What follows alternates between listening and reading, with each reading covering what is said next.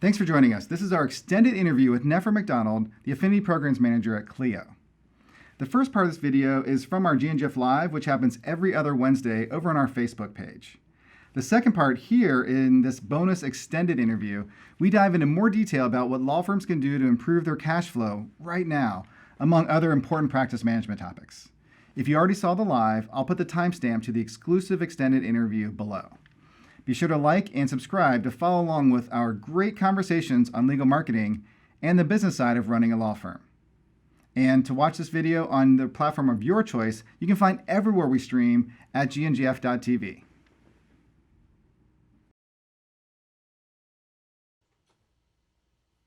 Welcome to GNGF Live, your bi-weekly Ask the Experts about all things law firm marketing and business growth. I'm Mark Homer, author of Online Law Practice Strategies and founder of Get Noticed, Get Found. On this show, we focus on the business side of growing and running your law firm. So I'm excited to have today's guest, Nefra MacDonald from Clio. In her senior role as Affinity Programs Manager at Clio, Nefra builds partnerships with bar associations and drives overall brand awareness for the legal software giant Clio. She's also a speaker focusing on legal tech and wellness. In fact, I've been fortunate to share the stage, or lately the virtual stage, with Nefra about half a dozen times or more, so I know you want to stick around to listen to what she has to share. And I want to thank you for joining us today, so be sure to like and subscribe to our page, not just the video, so you can get updated when our next episode goes live. Of course, it never hurts for you to show just a little love and take a couple extra seconds to hit that like button on the video. It really helps us with the Facebook and the YouTube algorithms.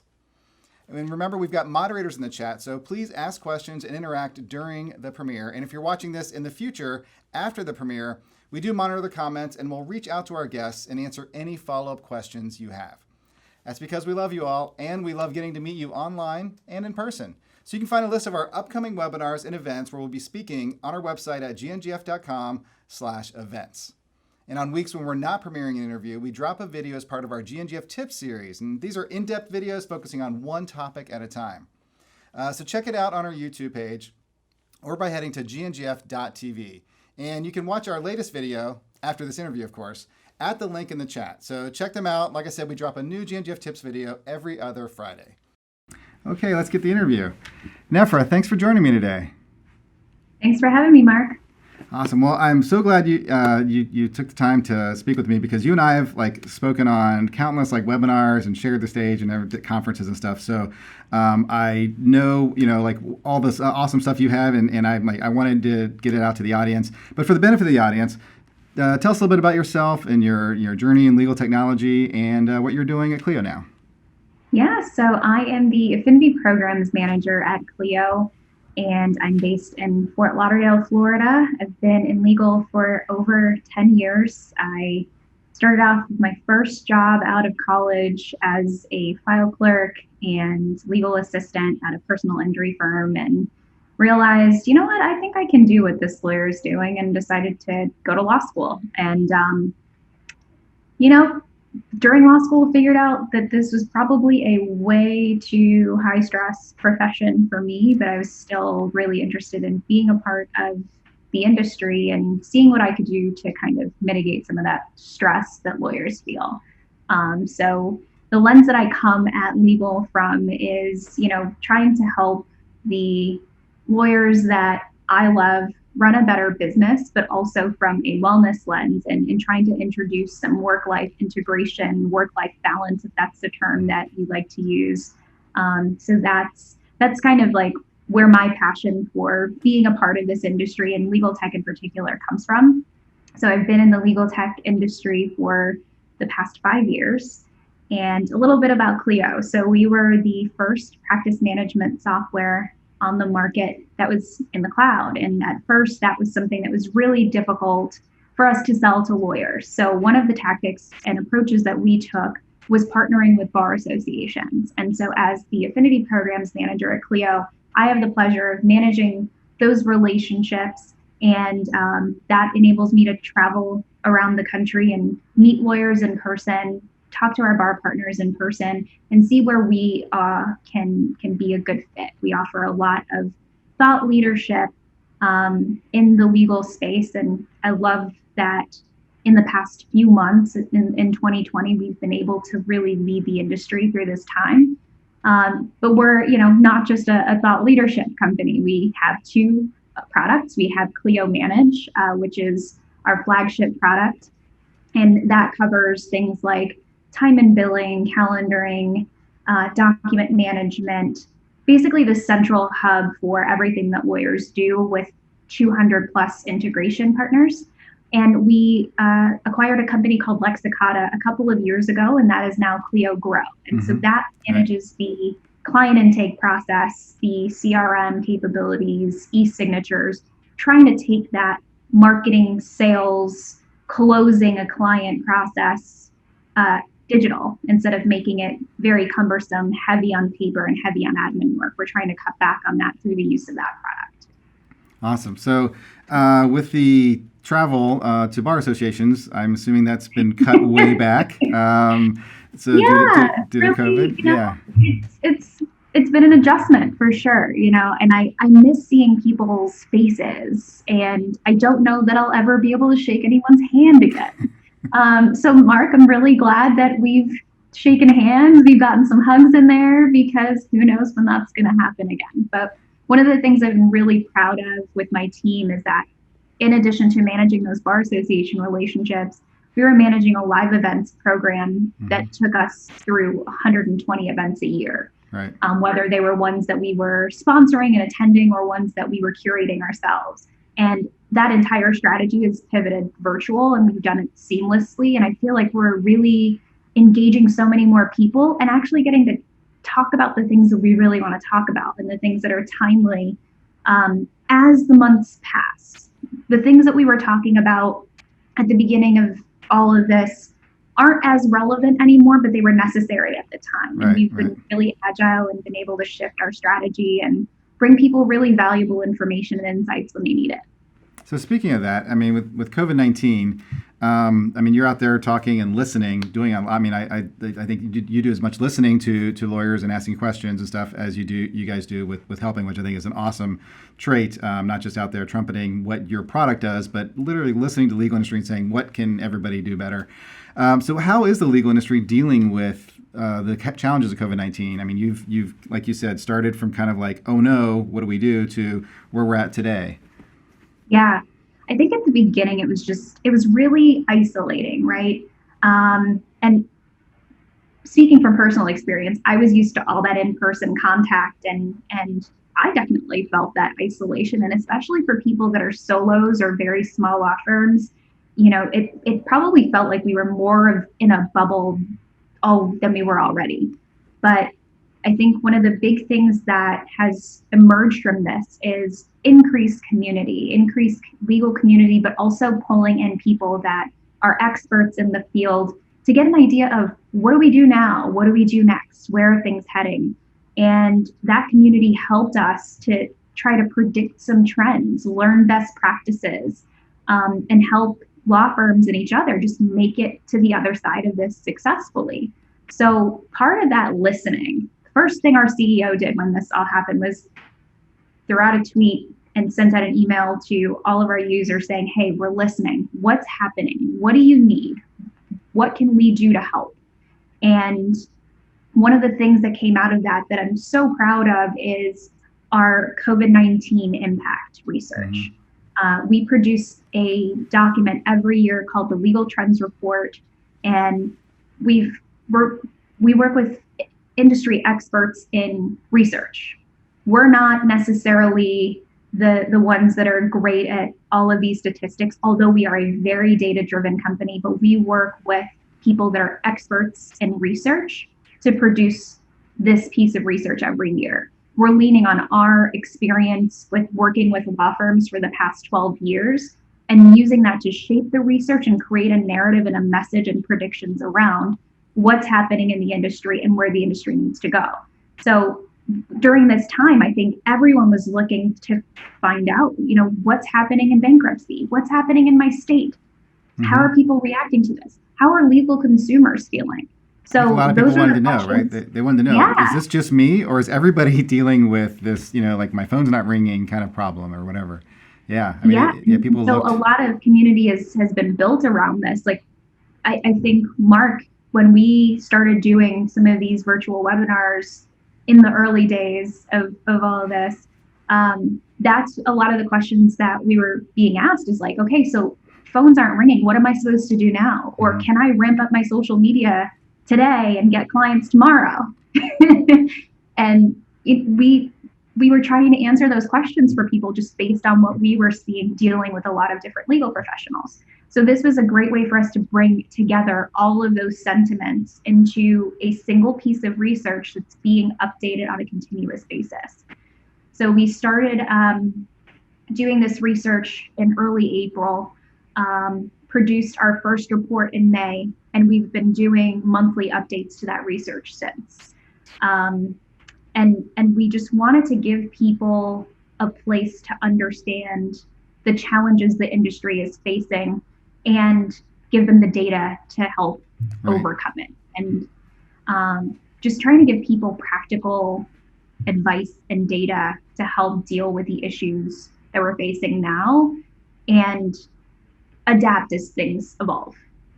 Yeah, I think, and it's been very, I think, nice for law firms, and I think, by the way, the Legal Trends report, let alone the COVID focused kind of like updates you guys have been referenced at least 3 or 4 times in the last few interviews I've had, right? I mean, so it is a seminal piece every year that people rely on for kind of directional information, and what are we doing wrong? What should we do better in the legal industry? So the interesting thing, though, is like you were able to show that, hey, we're kind of coming out of like the dark place and kind of heading directionally up on to getting back to business. Phones are ringing again. People are opening cases more often. Like the data that you guys have access to has been providing like maybe like the light at the end of the tunnel kind of conversations, right? It's like, oh, okay. And we're hearing it from clients and kind of going, oh, maybe I can open up my investment a little bit more and get back into some of the paid advertising that I paused or things like that, right? Like it's kind of this release, but it took that, looking around, knowing, is it just me, or is it, oh, okay, like it's not just me getting a few more cases, everybody's getting a few more cases now. And I think that we want people to be hopeful and also realistic. Mm-hmm. The data helps you to make better, more informed, calculated decisions for your business, and that's something I'm so proud of. I think too, we're seeing a lot of law firms see the positive side of this with the initial rush to adopt technology in order to be able to function in this environment. That investment is paying dividends in ways that we wouldn't typically think of. Like, you're like, okay, now I can communicate with people from my home office. But there are things emerging like quality of life. So, for example, in the last update that we released, we saw that 60% of law firms who adopted this new technology are seeing a better quality of life, a better work-life balance. And then 68% of law firms are seeing that adopting technology is allowing them to deliver a better client experience. So while we adopted these things to get through a crisis, I really do think that this stuff is going to be here to stay because it's improving quality of life. It's helping you serve clients better. So why get rid of it when things go back to normal? Right. And what's interesting is because if you would have asked, and we've talked to many of those law firms on this show as well, where if you would ask like, well, why did you start implementing like legal technology, and what are some of the benefits you've seen? And everybody seems to go in with I just wanted my life to be better in my firm, right? It was just efficiency and productivity and stuff. But then when they come out of it, kind of go, oh, my life at home is better now. My clients say that like they get information better, they're happier, and so all these benefits that happen when initially it was I need to do this now for an efficiency perspective, or I ran out of like resources, and I just need to get it all in one place, or I misbilled somebody like 8 times, so I need to get a technology in. And then with COVID, it was I need something that's cloud-based because my team is now instantly everywhere, right? So I think if you look at the benefit you're saying people are getting right now, just wait 3 or 4 more months, and I think they'll see even more, because that we've talked to people who've been using Clio and some other tools, but for like 1, 2, 3 years, and the benefits they say that they get is not what they actually initially went into it to is the benefit. So, how should lawyers be thinking about dealing with the this COVID situation from the data that you have? Plus, I think coming at it from your wellness and kind of productivity angle, I think is always very interesting to me, and I want to make sure we talk about that a little bit. But how should a law firm or a lawyer be thinking about kind of where we were, where we're at now, and where we're going? Like, what should they be thinking in dealing with COVID? Yeah, I think it varies for everyone, right? If you're healthy and you stayed healthy throughout all of this, and you have good systems and processes in place for your business, you've likely experienced your own challenges because of the state of the world. But I think for many people and many law firms, the situation has been able to help them highlight the things that they already do so well. And I think I've just been calling this like a beautiful crisis, because we've seen people all across different areas of society come together and adapt in so many different ways. Firms have shifted their services fully online and holding meetings through video conferencing, managing all their administrative workflows electronically. And now that things are ramping up, taking on client intake virtually and paperlessly, using systems that have been in existence for a while to really ramp up that client experience. Jack released a book earlier this year called The Client-Centered Law Firm. And a lot of that is focused on delivering the kind of service that consumers expect in the day and age of Uber and Airbnb and Netflix. People want that seamless experience. And this pandemic has proven that legal and legal services can be delivered in that way. So in order to be competitive in the new normal, that's kind of how law firms should be thinking about it. How can I deliver a great client experience using the tools that I've adopted? What workflows need to change? How can I frame my business so that I'm truly being of service to clients? And then from the people side of things, like, you want to really be thinking about your staff and how they're being reintroduced to the workplace. I don't know that people are going to go back to a fully on-premise work environment. I think some flexibility in law firms is going to be here to stay. Like, for example, with Clio, we went from 5 offices around the world, and most of the staff reporting to those offices every day, to everyone being remote like this. And now we're a company where we now have 5 hub offices, and we're distributed by design. We're a remote first company now. And maybe some law firms might start taking that approach, where the office is a place for meetings and for gatherings and meetings with clients that still want to meet in person, but there may be clients that don't want that experience anymore now that they know that there's another option available.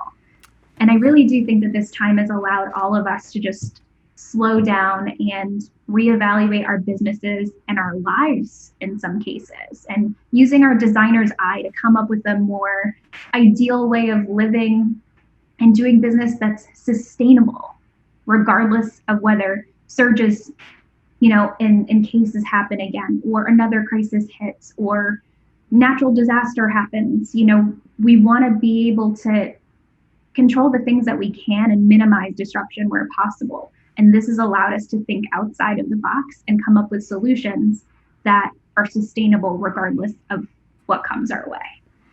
Yeah, and we had Mark Palmer on not too long ago, and he was talking about, like, it's not just for law firms, but also like the states and the systems, and whether it be courts and bar association, right? Like they've had to kind of adapt, which it could be some really cool long-term repercussions of like getting rid of wet signatures for certain type of documents, allowing people to notarize over a Zoom. Like it actually allowed law firms to provide services at maybe a larger geography than they were initially even doing. Like he was talking about, like rural lawyers were just disappearing, and you had all these people who didn't even have access to a lawyer. But now, because the state had allowed them to do more things, people in like maybe suburbs or something could now help somebody who is far away. So you're getting these benefits that from the law firm, from the lifestyle, but also now access to justice, because the states are opening some things. I mean, you're right. I mean, what a beautiful way to look at it, right? And to say that we've actually got some improvement out of this. Now, it was a crisis. I mean, let's be honest, like, right? So there were some people dealing with really tough, cash crunches and stuff.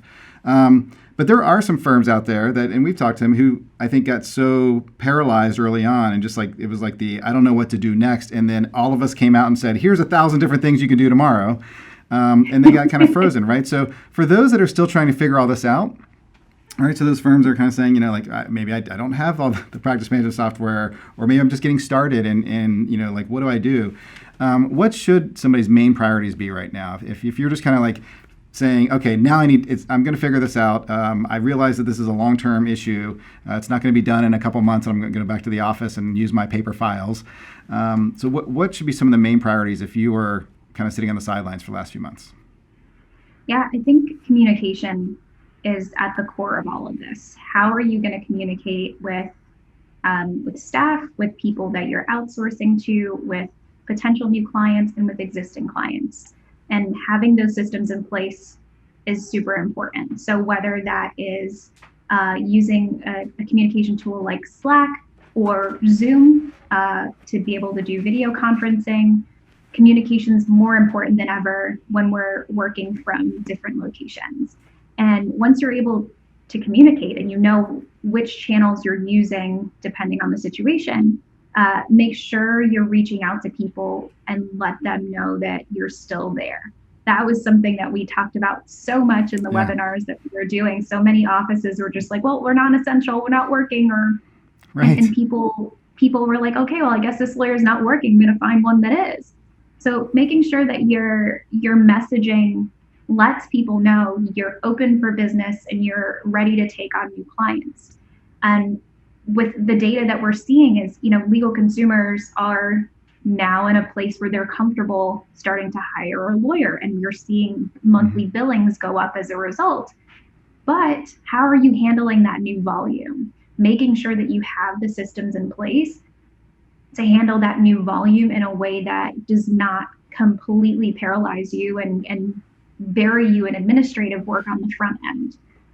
So systems like Clio Grow are a really great way to be able to funnel in all of the different ways that you're marketing and getting clients, whether that's through your website or through campaigns, being able to track those things and see where people are coming from, see how it's working, be able to get them their intake forms electronically, being able to see where they are in the process. Have they scheduled a consult yet? Have they gotten you that intake form back yet? Have they paid their consult fee? Clio Grow has built-in payments for consults, so clients are able to, from their mobile device or from any device, schedule an appointment with you to get that consult done and pay for that if that's something that you're doing right now. So making things as seamless as possible, cutting down on steps where you can, and thinking about your existing client base. Where are they in terms of financial stability? We're still seeing a lot of the economic fallout and don't know where we're going to be at the end of 2020, but leading from a place of empathy, but also understanding and being real that people may not be in a place to pay off existing bills. Or if you're getting a new client that has a legal issue, they may not be able to pay your normal retainer up front. So thinking about things like payment plans, it's going to put you in a position where you're thinking about your cash flow. You'll still have money coming in as opposed to a huge bill in 4 months that somebody hasn't touched because they're completely overwhelmed by that sticker shock. So, I mean, and also back to that communication thing, timeline. Think about the timeline for your cases. The normal timeline for you to be able to bring a case to a close is not going to be what it once was. Courts are still backlogged. Right. And so communicating that to existing clients and potential new clients up front is going to be so key to that person's overall experience. I think everyone's going to be a little bit more empathetic. You're not going to get, screamed at the way that you normally would if there was a delay. But being very transparent about those delays and what they could look like is really important in keeping people happy.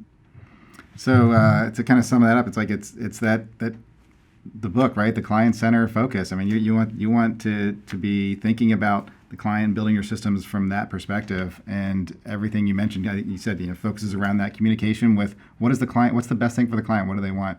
Love that.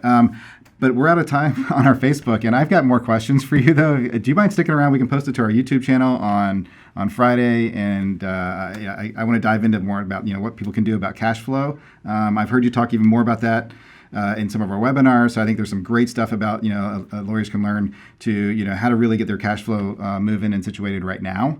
Yeah, I love that. Awesome. So stick around with us a few minutes longer. I do want to kind of dive into that. But before I wrap up, where can people contact you online? So I'm on Twitter. You can reach me at Nefra_Ann, or you can email me at nefra.macdonald@clio.com. And you can head over to clio.com to see a ton of our resources, upcoming webinars, meetups, and a lot of the data that I mentioned here today. Yeah, we'll make sure we put the legal trends page. I think it's like /LTR or something like that. Yeah. We'll put that in the notes as well, so everybody can grab that, because there's such good data there. But just stick with me for one moment, and we'll be right back and continue this. Awesome.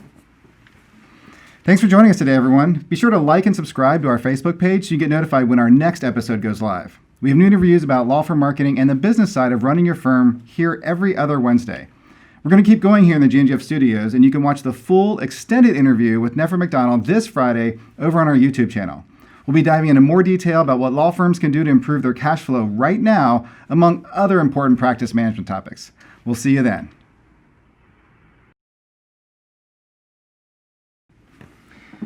Nefra, thanks for sticking with me. I have so many more questions, so we'll put this up on our YouTube channel on Friday, but I appreciate you taking more time. Yeah, I'm happy to stick around and keep chat. I always love our chat. Yeah, we do. I said, we need to have our questions ready for this and everything, but sure enough, I know, I think 2 questions in, we just kind of got into our normal, what should we think about? What are you thinking about? What am I? Yeah, so this is great, which is, I think, just that much more authentic too, which I really appreciate. So what, you talked about systems and stuff like that, which I want to come back to, but I want to talk about working remote a little bit, because we touched on that. And I think you even there was some data I saw come out of Clio too, where they did some surveys early on about people who were starting to work remote and kind of saying, yeah, I kind of like this. I don't know if I want to come back into my law firm office full time, or do I need to? And so how should firms be thinking about managing their remotely?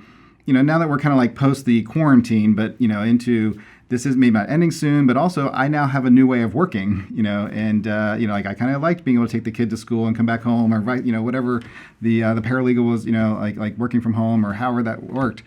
What advice are you giving to firms to think about managing remote? Like you said, Clio is kind of went remote first.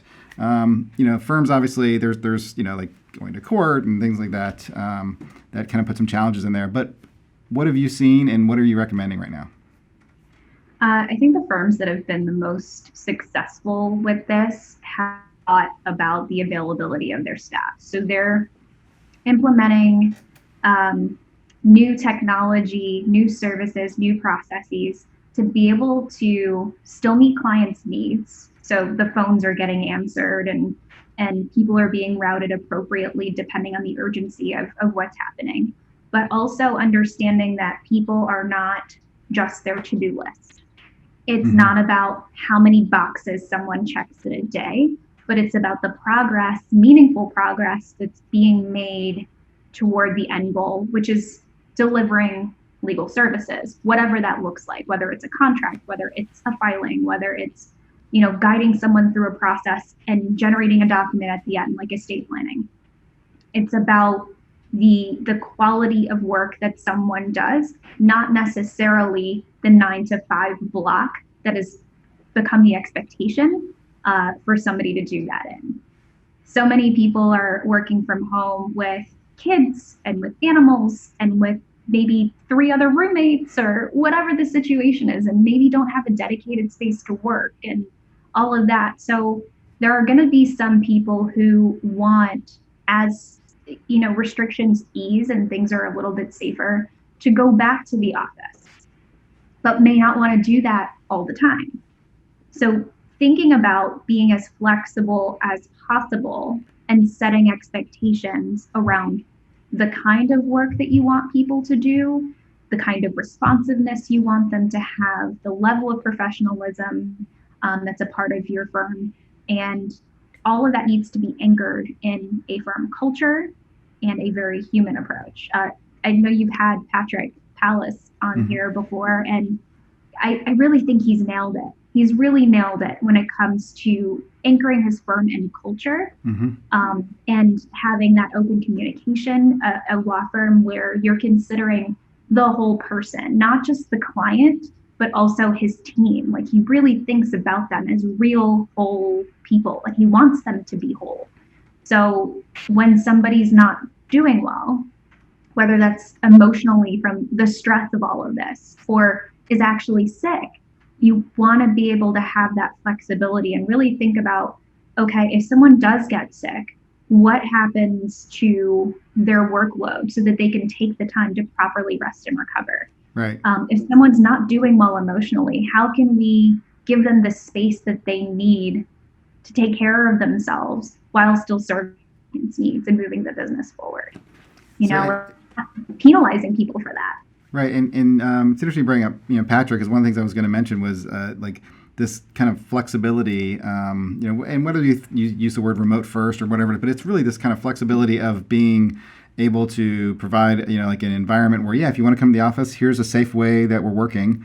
If you want to work remote on these days for this reason, we've got all the tools and technologies and infrastructure and culture in place to do that, right? That I've heard many law firms, over the years talk about how hard it is to find good people. Right? It's just hard to find good people and good talent and stuff. And I have to believe, and I think Patrick's a great example of this, that it's easier to find talent when you have a lot of this figured out. When you're leading from culture, you're building the flexibility in for the team to kind of work the way that they need to work to provide the best product for the client. That is going to lead to I think, being able to find employees and teammates easily. I know Patrick, he jokes about how he's in blue collar Tacoma or whatever. But he has people from, Seattle that, apply and want to come work there and take that horrible commute from Seattle down to Tacoma for years. But now it's like, oh, you don't have to commute all the time because we can be flexible and you can work from here. And it's nice we have somebody in Seattle if you need to meet with somebody. And that's helped his firm. But I have to imagine, that having that would help everybody who kind of is always worried about hiring good talent. Absolutely. Yeah. And like you said, the technology allows you to offer that flexibility. When you have a centralized place to document the goings on of a case, you don't have to worry about what people are doing or think about the last thing that was done. If you're working at a firm of 5 people and all of these 5 people have contact with the same client, and you're not in the same office to say, hey, I just talked to so-and-so, how do you know what that person said? When you have a process in place and a centralized place to document the last thing that was done on a matter. So in a timeline within each matter, you can see when somebody added billable time, when they saved a document, when they logged an email, and it's in a chronological order. You can see if somebody deleted something, if they added a calendar event, anything. So you know when work is happening and who's doing it without having to hound somebody and you touch this matter. It's being done for you. And it's great to be able to have things all in one place so that work can happen asynchronously. You don't have to be working the same hours to be making progress on something. Right. I think that is huge. Right? More and more, the ability to kind of work where I do some work and I don't have to know that you're going to be there for me to yell down out the window or out the door to kind of say, hey, what's what happened on this thing? It's all there and documented. And Clio allows you to do that. The other thing, and this matches up to something from the last year's Legal Trends report, where consumers, right? They want to be able to talk to somebody right away. Like if they have a legal problem in their head and they're going to go to Google and search for, half the people are going to go to Google and search, right? The other half are going to ask a friend and then maybe call a couple lawyers. But they don't want to wait for a lawyer to get back to them. The data was so bad about how people were not getting back. But they want to, the phone answered. They want to know the process. They want to know what the next step is. They want to be give me an email back that tells me, what's going to happen next and how do I pay and all that information. And maybe that was, a big reason for the Lexicata purchase and moving into Clio Grow. But you have that system now, right? You've got this ability for Clio, or for consumer to call and have that information go in a central place so that team, that 5-6 person team, whatever, that's remote, sees, oh, here's a lead. That should be you that follows up with them. Can you call them back right away? You can have answering services, I guess, if that can work in those tools as well. So I'm very excited to see that because essentially that's like CRM is what I would kind of call that. Like it's the CRM system. In legal we call it intake and everything, right? Because we don't like to use the word sales, but it's that CRM system which businesses have been using for years.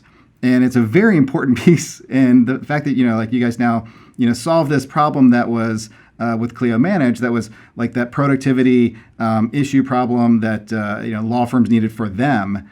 But I think, the Clio Grow now kind of like helps the law firm, but also, kind of connects that consumer into the law firm in a faster, kind of way that's going to meet the needs of what the consumer is looking for in that step.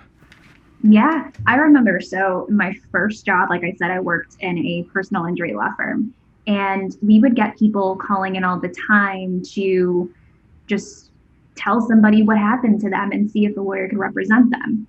And our system was like taped onto everyone's desk about the questions that you asked. And then there would be these paper intake forms that we would have to fill out before taking that. And then going to the attorney's office, seeing if he was available so he could quickly evaluate that case and then get on the phone with the client and, see what happened. But that was all paper. And we didn't really have a method or a way to visualize how many people were in that pipeline, essentially. Right. And a lot of firms are still doing things in a very manual way. Now, that's not necessarily an option when people aren't working in the same four walls.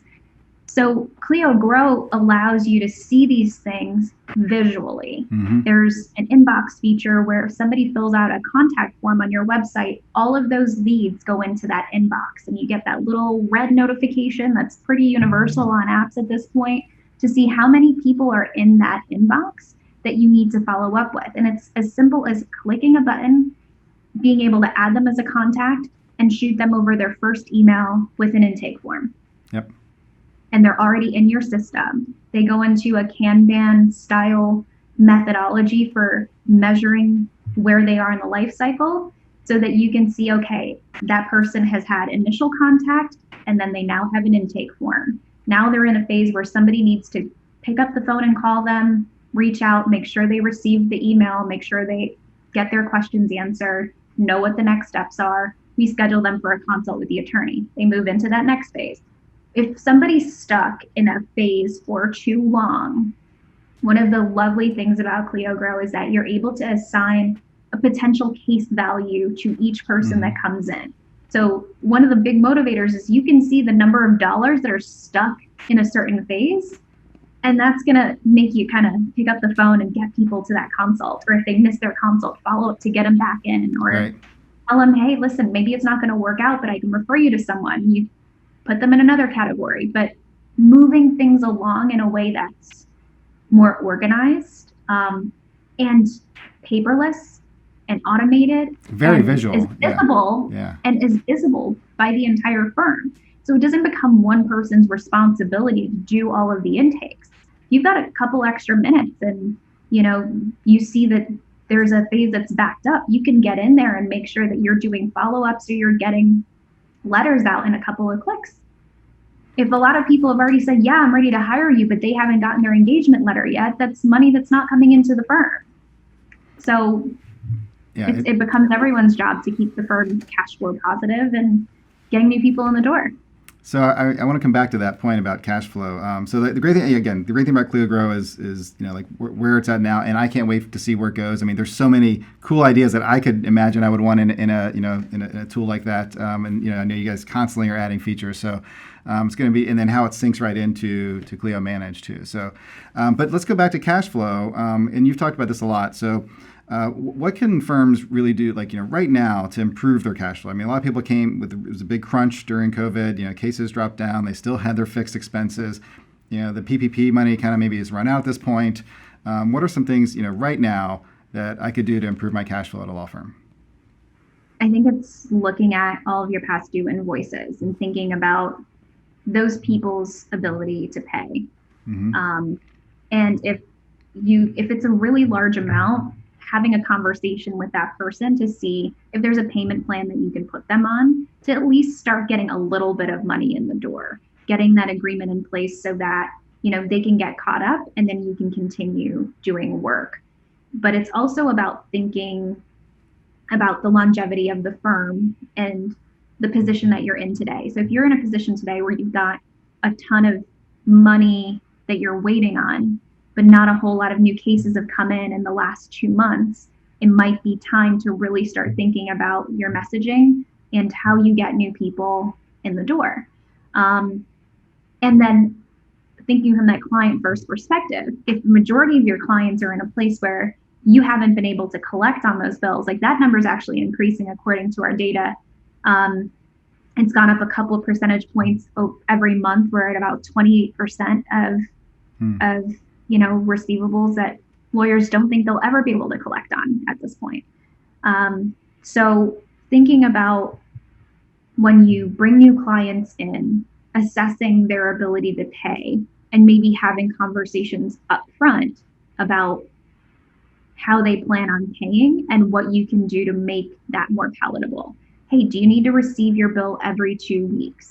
Or would you like me to give you an estimate on what I think this is going to cost us and bill it, on a monthly basis in equal amounts? Like, getting real about the money conversation, I think, is a really good thing because the client knows what to expect and you can have a little bit of predictability when it comes to money going.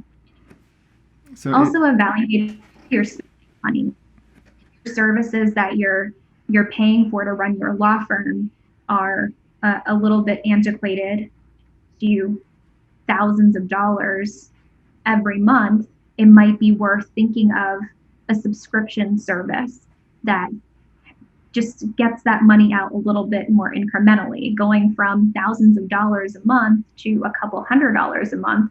That's going to free up some money for you to be able to do other things like that new marketing plan you might want to execute on. Right. So, and just correct me if I'm wrong. So Clio Pay is powered by LawPay, right? Is that right? So they actually provide, I know LawPay via Clio Pay, I guess you can then provide like payment plans and things like that. You could set that up in the system so that if somebody is, instead of writing off your, like, oh, they just can't afford that, you could say, well, what if we do that over 6 months? To kind of like chip away at it and put it on a credit card, which maybe they can, like be more, so because this is services that you provided services, you provided value, right? So we just need to kind of like, finding ways to collect. I think that's a huge opportunity for, I mean, even without COVID, that's a huge opportunity for a lot of law firms. I've been on the phone with a law firm who had we were giving a marketing plan, and they're like, wow, we'd really love to do this. We just need to kind of like get our cash flow going. And he's like, I've got $150,000 in AR or something like that. I'm like, well, why don't you just start there? Like, hang up the phone with me, go call some people, collect not even a quarter of that, and then you can afford your marketing plan, right? So I mean, and we're looking at the U.S. Postal Service right now, for example, with massive delays, like holiday level volumes and workers getting sick and all of that. If you're still mailing out bills and waiting for checks to come into the mail, you're delaying your receivables by 30 days at least at this point. Yeah. So if you're not accepting credit card payments or ACH or giving your clients an alternative to pay that's paperless and faster, that's another way that you're missing out on getting dollars in now. I agree. So I need to, I think, leave it there, right? So we covered the cash flow, which I really want to make sure we talk about. So, like identifying AR, identifying those opportunities that maybe you're spending more for something that you could get a subscription for or outsource for a little bit less. I hate to say sometimes it's like a head count and you could outsource a piece of it. Again, we were talking with some other law firms that said that during this they went in with like a scalpel and went, identified thousands and thousands of dollars a month, percentage points of profitability, which they said that now that's going to carry through, right? Like after COVID, as things come back, that's areas that I just was kind of like it was leaking out my door and I didn't even know it. So two huge areas to focus on cash flow. So. Thank you so much. Appreciate you joining me again today. Yeah, it was a lot of fun. I always love our chats. It's always good to see your face, and I appreciate the opportunity to connect with your audience.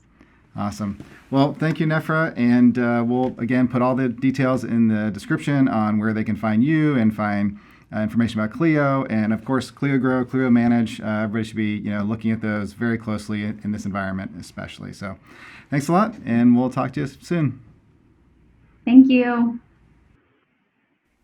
Hey, what's up? I'm Josh. Thanks so much for joining us. If you feel like you learned something today, think of how beneficial it would be to chat with myself or another one of our marketing consultants one-on-one. Go ahead and visit our website to schedule your free consultation. It only takes a minute.